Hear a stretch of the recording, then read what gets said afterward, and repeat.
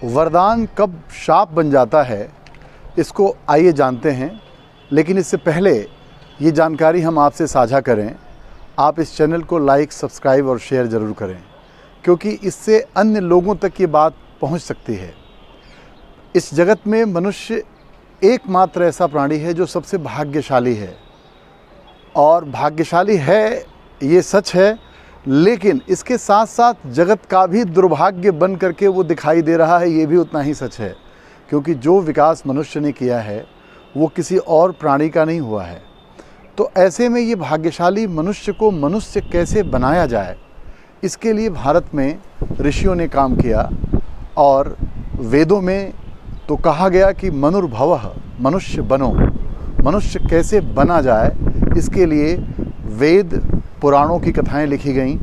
लेकिन पुराणों की कथाओं का तत्व हमें नहीं पता है, सार तत्व नहीं पता होने की वजह से कई बार हम उन कथाओं को सुन लेते हैं, जान लेते हैं और दूसरों को बता भी देते हैं, लेकिन हम उसको अपने जीवन में अंगीकार नहीं कर पाते, जिसका परिणाम ये होता है कि हम मनुष्य होकर के भी मनुष्यता के साथ जीवन नहीं जी पाते।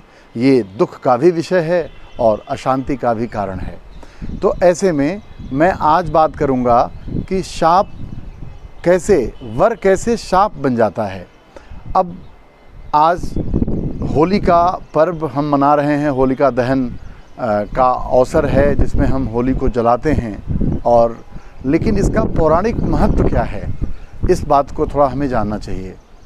होलिका हिरण्यकश्यपु की बहन है और हिरण्यकश्यप का एक पुत्र प्रहलाद है जो ईश्वर भक्त है। ईश्वर भक्ति से तात्पर्य यहाँ ये है कि वो एक विकसित पुरुष है जो ये जानता है कि इस जगत में जो भी हो रहा है उसके पीछे इकलौता कारण वो खुद नहीं है, पूरा समाज है, जगत है, प्रकृति है, लोग हैं, ये सब जानता है। क्योंकि आप भी ज़रा विचार करें कि आपके होने में सिर्फ आपका योग नहीं है, धरती का योग है, वायु का योग है, अग्नि का योग है, जल का योग है, आकाश का योग है, और इनका निर्माण आपने नहीं किया, लेकिन इनके निर्मित होने से आपका निर्माण जरूर हुआ है। तो ऐसे में एक कृतज्ञता का भाव उसके अंदर था, लेकिन अहंकार में अंधा हुआ हिरण्यकश्यपु इस बात को समझ नहीं पा रहा था। आप ध्यान रखिएगा, अहंकार जिसके पास भी हो वो अंधा ही हो जाता है, और अहंकार मारता है। इसलिए पूरे समय हिरण्यकश्यप अपनी तपस्या में मृत्यु न हो इस बात के लिए प्रयास करता है। प्रहलाद और उसके बीच दोनों के जीवन शैली में अंतर है। प्रहलाद के अंदर ग्रेटिट्यूड है, कृतज्ञता का भाव है, और उसके अंदर अपने अहंकार का भाव है, और अहंकार और कृतज्ञता दोनों साथ साथ नहीं होते, इसलिए ये दोनों संघर्ष कर रहे हैं। यद्यपि रिश्ते में पिता पुत्र हैं, लेकिन पिता पुत्र होने के बाद भी ये संघर्ष कर रहे हैं। ये वर का शापित होना आपको दिखाई दे रहा होगा। उसी हिरण्यकश्यप की एक बहन है होलिका जिसका नाम है, जिसने तपस्या करके ब्रह्मा जी से ये वर प्राप्त किया था कि आग उसे जला नहीं सकती।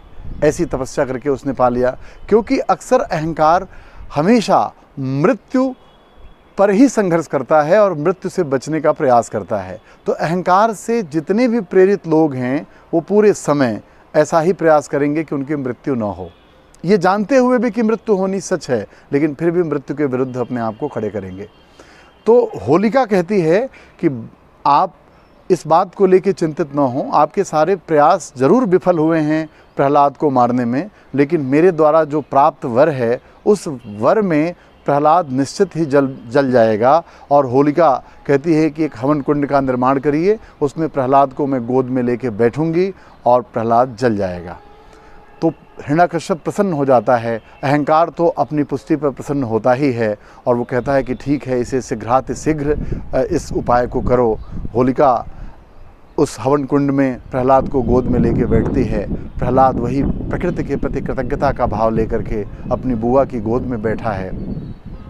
अब ऐसे में जब आग जलती है तो आग में प्रहलाद के बजाय होलिका जलने लगती है, और होलिका चिल्लाने लगती है कि ऐसा तो हो ही नहीं सकता कि मुझे आग जलाए, क्योंकि ये वर मुझे प्रजापिता ब्रह्मा से मिला हुआ है।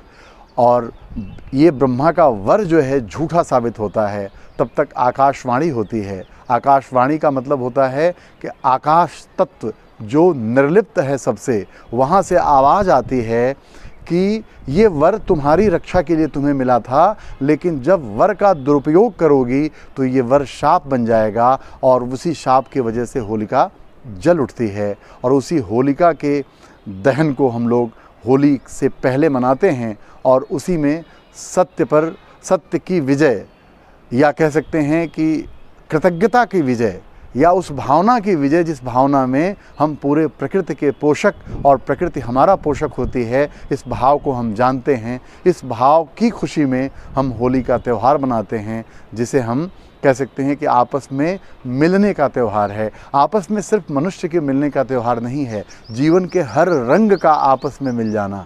यानी आपका जीवन अगर है तो इस जीवन में बहुत सारे लोगों ने रंग भरा है।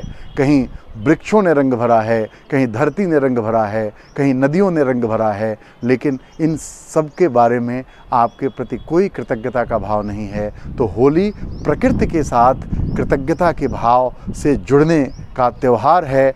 और शाप पित जीवन से मुक्त कैसे हुआ जाए, वर को वर ही रहने दिया जाए, वर को शाप होने से कैसे बचाया जाए, ये चीज़ हमें समझना होगा।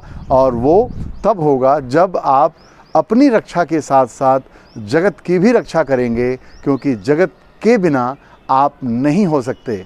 आपका होना जगत का होना है, इस वजह से है। इस बात को अगर हम जानेंगे तो निश्चित हिल मिल जुल करके हम लोग जीवन को रंगों से भर सकते हैं।